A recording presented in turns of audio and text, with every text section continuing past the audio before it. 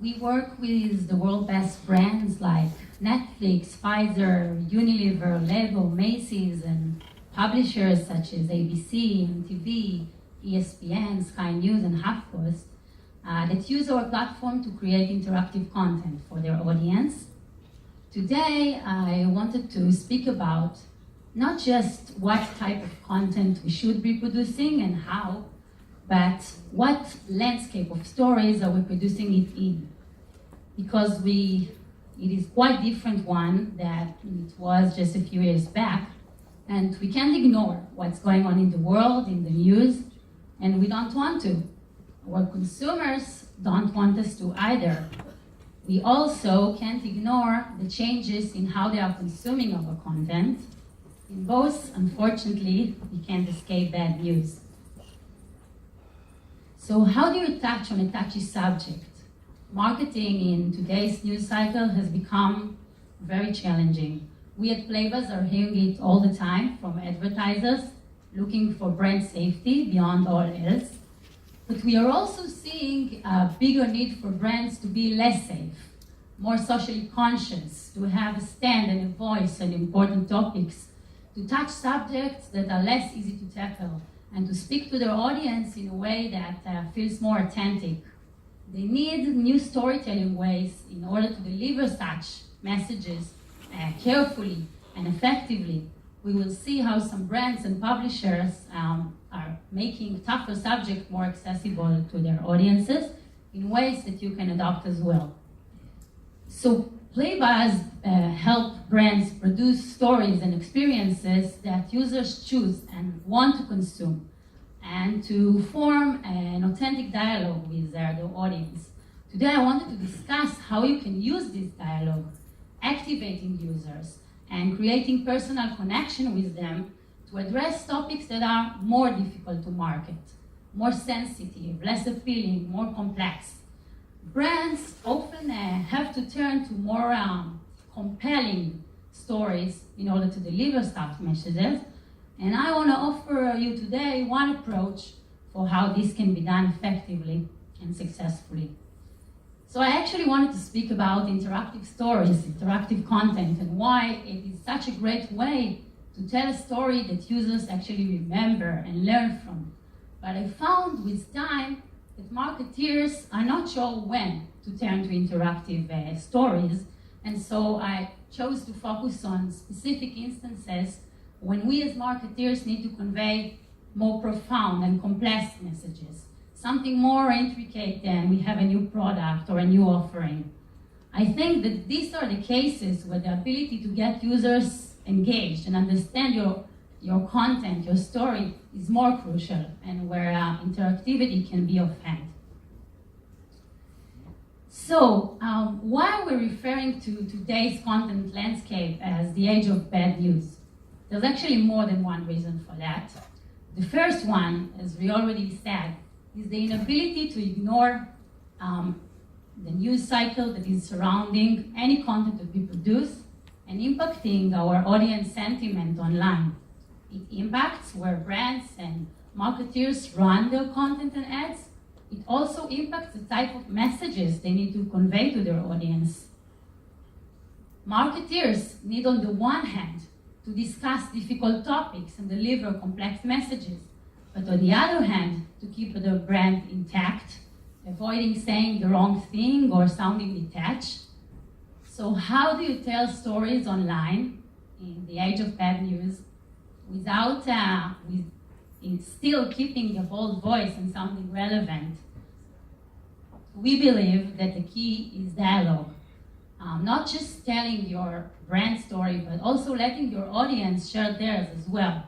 And the most effective way to do that is by not just speaking at your audience, telling them a monologue, but in bringing them into the conversation, rather than keeping them out, in forming a dialogue with them.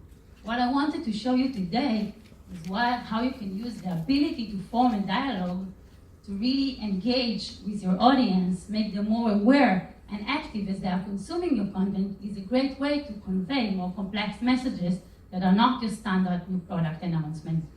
We'll touch on how you can make it happen.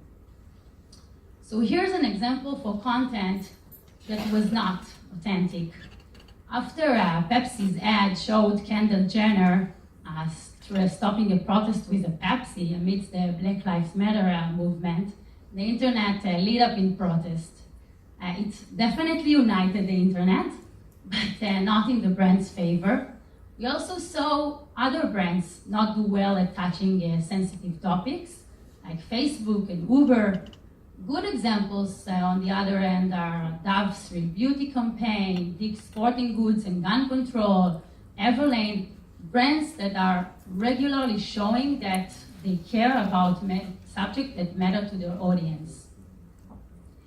So what exactly, hold on, I have more bad news for you. Because for us, the age of bad news also means something else, bad news for marketeers. Does this scenario seem familiar to anyone? We sometimes use it as a slideshow in a person using his phone on the toilet, but I spared you. So content consumption habits have clearly changed, and new mediums give increasingly shorter life cycle to content, often intended for one-time consumption. And the change in consumption is changing the world more than we realize. The bad news is that with low attention spans and content overload, marketers' work is even harder. So what exactly am I referring to? To prove that any of us can concentrate on anything for more than 10 minutes without pulling out our phones, let's pause for a second and pull out our phones. I wanted to take the opportunity and ask you about your content consumption habits by asking you some questions regarding issues we work with our partners to solve. If you can take a photo of my screen and answer the poll, the short poll that will pop up. Just take a photo of the barcode. No connection here. All right.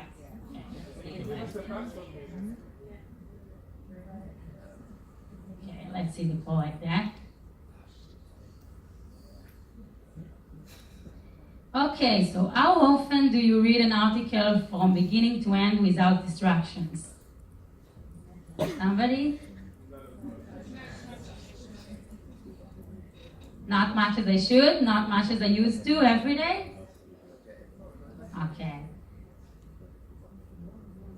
Have you ever had a serious discussion about an article without reading more than just its headline? Okay, I'll go for yes. Do you use ad blockers? All right. And when was the last time you clicked on a banner ad on purpose? Recently, for sure. And when you see a digital video ad, what is the first thought that comes to mind? Let's watch. I wonder what product this is. Where's the skip? Yeah, sure. Okay, so back to presentation mode. Okay. So some of your answers, as well as stats of digital content performance, I'll soon share, indicate users are not reading your content. That's the reality that we are facing these days. When trying to convey more complex messages, it becomes even more crucial that the content will be carefully consumed. But is it even possible in today's age of short attention spans and multiple distractions? And as we all know, people are bombarded with content, whether it be on the bus or while they're on their phones. We consume content all the time, whether through text messages in 70 different apps, or on social media or podcasts. Our ability to pay attention to every single piece is diminishing. And actually our expectation from content has changed as well. We consume it on mobile devices. We are so used to interacting with it, but still, most online content only offers us a passive, zombie-like scroll. If the message is very simple, it might be enough. But if it's anything more than that, it won't be. Talk about bad news. here are some numbers showing where online content consumption is today. You're probably familiar with these stats. These are also some of the reasons that Playbuzz started doing what we do, trying to gain back people's attention with experience that truly engage them. Because people actually gave up on their ability to figure out who's right and wrong, and so they just stopped trying to deep dive. And this is bad news for marketers, and an alert that they must adjust. Because if people are not fully consuming your content, it's a problem to convey any message that is not very simple or basic. And it's actually the same pattern across all content producers, publishers, advertisers, marketeers.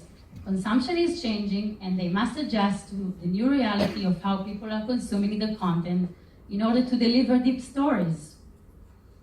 And it is not just a business or marketing problem. It is a way bigger problem for society. Because here's what happens when people are not consuming content. So low attention spans and the changes in content consumption are actually a big part of the bad news landscape we started with. Disengaged users are contributing to the spread of misinformation and fake news. Engagement hitting rock bottom acted as the catalyst in creating fertile ground for misinformation and fake news. And with serious issues facing the world, it is more critical than ever that publishers and brands cut through the noise and capture fleeting attention spans. Because if users are not thoroughly reading and publishers are not thinking about the user benefit but about their own survival, so why are we so surprised that fake news is spreading like wildfire? If we're not reading, but only scrolling like zombies, we can't really tell what makes sense, what is fake. So bad news so far is the current news cycle we live in, the fact that users are not fully consuming content, which leads to the spread of misinformation, and as you guessed, more bad news. Here's one solution. Interactive content compels reader engagement, making them more thoughtful and aware.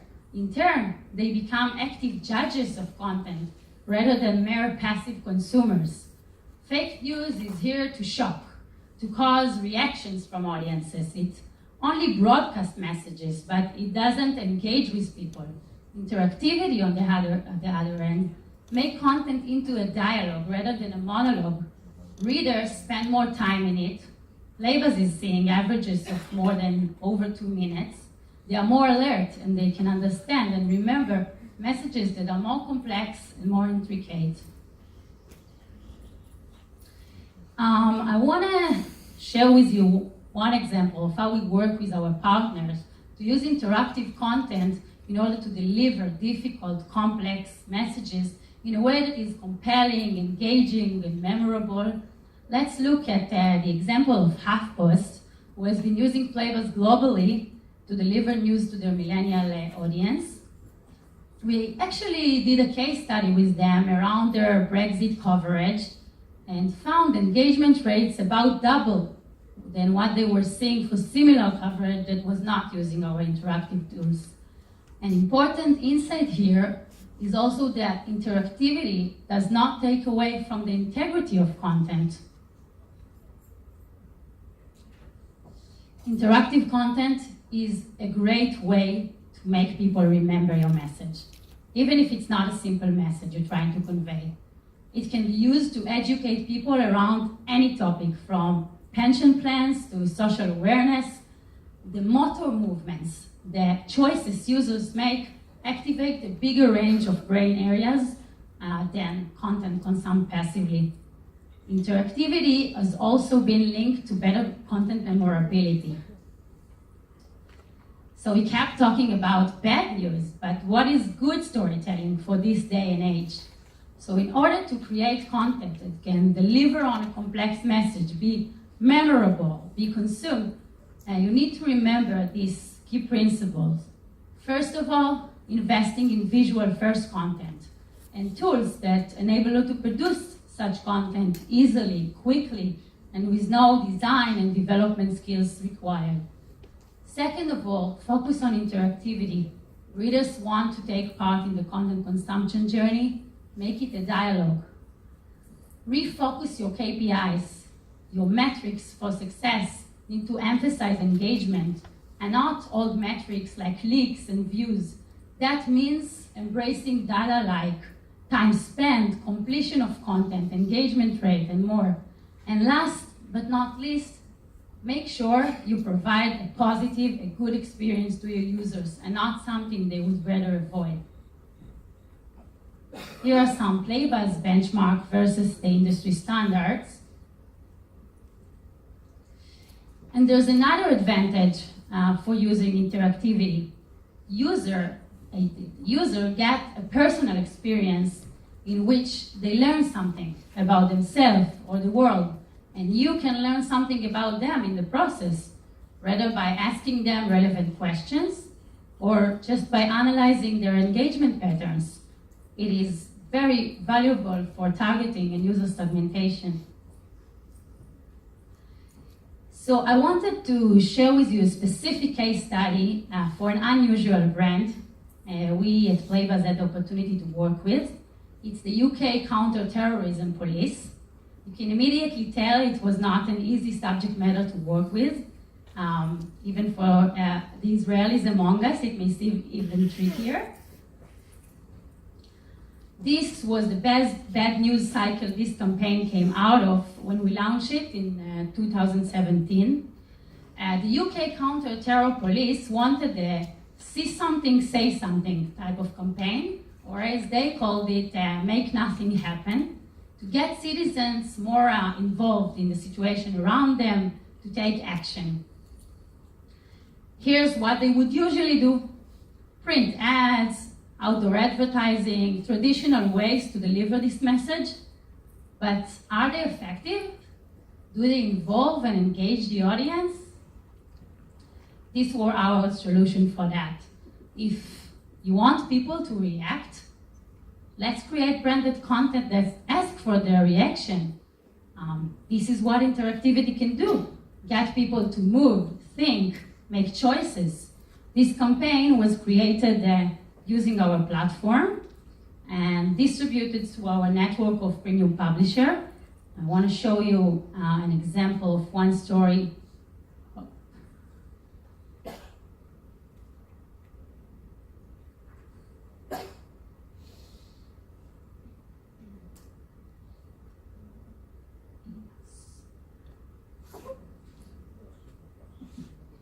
So this is an example of one of the stories they've created using our interactive platform. You can see it here. Who wants to tell me what they would do? In question 2, there's a bag unattended in the station which looks suspicious. Your train leaves in 2 minutes and your gut is telling you that something not quite right, but you don't want to waste anyone's time or get someone into trouble. What do? Get your train, it's probably nothing. Report the bag immediately to a member of staff or police. Keep watching for a while. Somebody? Okay. So this is just one example of a full story we've created for them and distributed, as I said, through our network of premium publishers. We'll go straight to the results. The results were quite staggering. We had a 282% brand uplift verified by Nielsen. This is actually the biggest brand uplift Nielsen have ever seen in the education category, and 16 more the awareness DBE norm. More than 2% CTR, and more than 2 minutes dwell time, as opposed to the 8 seconds industry average. So, to make a long story short, marketers need effective forms of storytelling to touch sensitive topics. Focus on immersing the user to make them a participant, create a dialogue. We said dialogue a lot of times here. No need to shock if you engage. So I hope I've succeeded to touch on this very touchy subject for us marketeers and content producers. I'll be happy to answer any questions you have during lunch or via email or LinkedIn. Thank you so much.